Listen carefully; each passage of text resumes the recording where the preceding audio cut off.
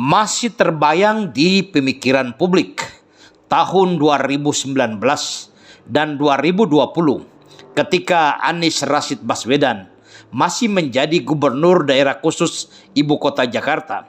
Satu-satunya program andalan Anies Baswedan yang sangat menimbulkan pro dan kontra di jajaran DPRD DKI Jakarta, bahkan sampai menjadi isu permasalahan hukum ketika Anies Baswedan baru saja mengakhiri masa jabatannya sebagai gubernur DKI Jakarta.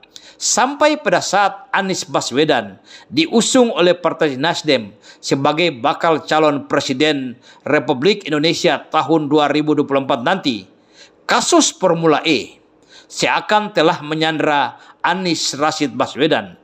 Ya, proyek Formula E, ajang permulaan balap mobil elektrik, adalah satu-satunya proyek andalan Anies Rashid Baswedan. Berbagai cara digunakan Anies Rashid Baswedan untuk suksesnya proyek tersebut. Bahkan Anies berani meminjamkan uang dari Bank DKI ratusan miliar rupiah tanpa persetujuan, dan karena DPR DKI belum mensahkan APBD DKI Jakarta. Pada saat itu, isu besar yang digunakan Anies Rashid Baswedan, kendaraan elektrik akan mengurangi kemacetan dan polusi udara. Tapi apa wes edan pikiran Anies Rashid Baswedan? Dalam pidato politiknya beberapa hari lalu, Anies menjilat ludahnya sendiri dan berkata, kendaraan listrik bikin macet jalan dan emisi gas karbon mobil listrik lebih besar atau lebih tinggi dari emisi gas bus Transjakarta. Tetapi sebelum kami lanjutkan ulasan ini, jangan lupa subscribe, like, dan komen konten-konten M2TV, biar kami akan tetap eksis untuk mengulas isu-isu menarik yang tentu akan menghebohkan. Dan kali ini kami akan mengulas tentang Anies Baswedan ditangkap KPK. Mobil listrik, kata Anies, bikin polusi dan macet ibu kota. Beberapa hari yang lalu, para pendukung bakal calon Presiden Anies Rashid Baswedan yang tergabung dalam Amanah Pendukung Anies Baswedan se-Indonesia di lapangan tenis indoor Senayan Jakarta melakukan deklarasi dukungan terhadap Anies Rashid Baswedan sebagai calon Presiden Republik Indonesia tahun 2024. Acara yang dihadiri oleh ribuan pendukung Anies Baswedan itu terpantau layaknya kampanye bakal calon presiden, karena juga dihadiri oleh perwakilan partai yang akan mengusung Anies Rashid Baswedan. Dalam acara tersebut yang sangat ditunggu-tunggu oleh para pendukung Anies Rashid Baswedan adalah bagaimana tokoh yang didukungnya, Anies Rashid Baswedan, menyampaikan visi dan misi atau apa yang akan dilakukan oleh Anies Rashid Baswedan untuk memperjuangkan nasib para pendukungnya, nasib rakyat kecil dan umat Islam yang katanya mayoritas akan memilih Anies Rashid Baswedan dalam pemilihan presiden tahun 2024 nanti.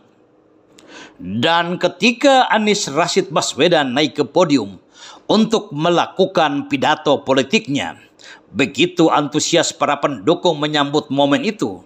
Lalu kata demi kata dirangkai menjadi kalimat yang manis keluar dari mulut seorang Anies Rashid Baswedan, karena memang begitulah keahliannya membuat para pendukung tambah semangat untuk memekik Anies Presiden, Anies Presiden, Anies Presiden, walaupun faktanya yang dijual Anies Rashid Baswedan adalah kalimat-kalimat pemantik yang sebetulnya sudah tradisi untuk seorang calon presiden, apalagi yang berasal dari kelompok oposisi, yaitu kalimat-kalimat rasa keadilan dan ketimpangan ekonomi. Anies berjanji untuk melakukan satu keadilan, satu kesemakmuran untuk menghapuskan ketimpangan.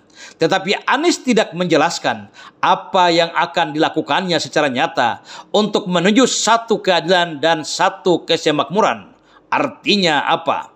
Pidato Anies tak lebih dari rayuan gombal yang tidak memiliki nilai apapun.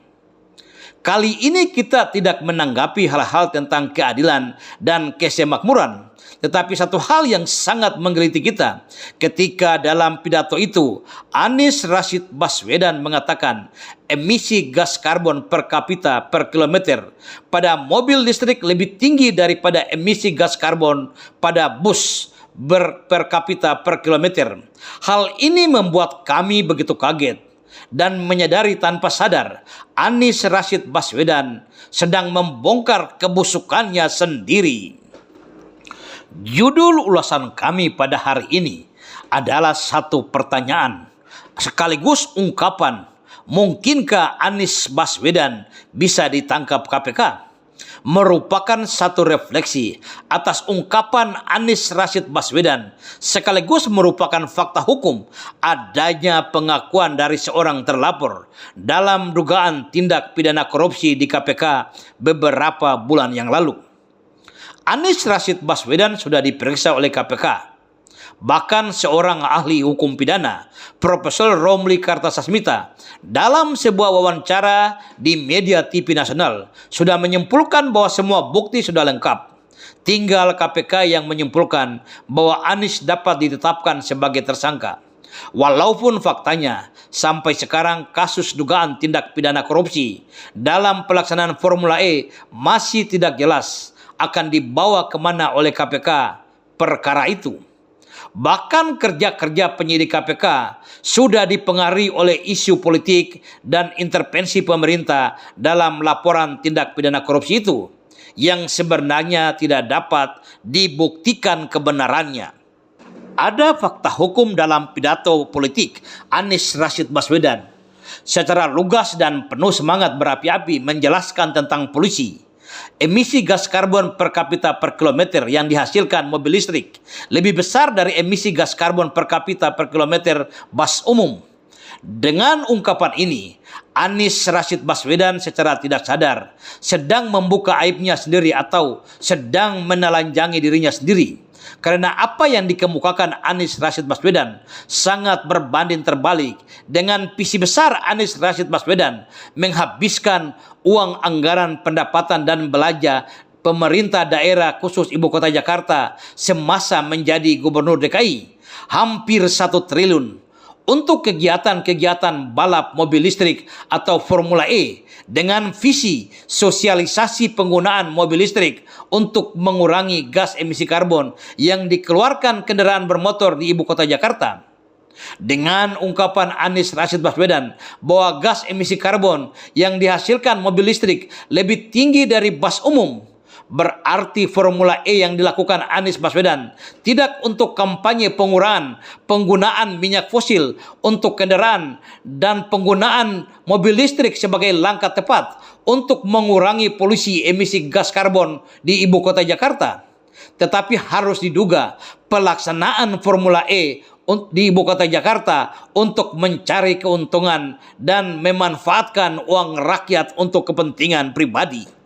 Dugaan ini sangat beralasan karena jika saja seorang Anies Rashid Baswedan sebagai Gubernur DKI pada saat itu sudah mengetahui bahwa penggunaan mobil listrik di Ibu Kota Jakarta akan menghasilkan gas emisi karbon yang besar serta membuat jalan-jalan menjadi macet, mengapa pada saat itu Anies Rashid Baswedan begitu ngotot untuk melaksanakan balap mobil listrik itu?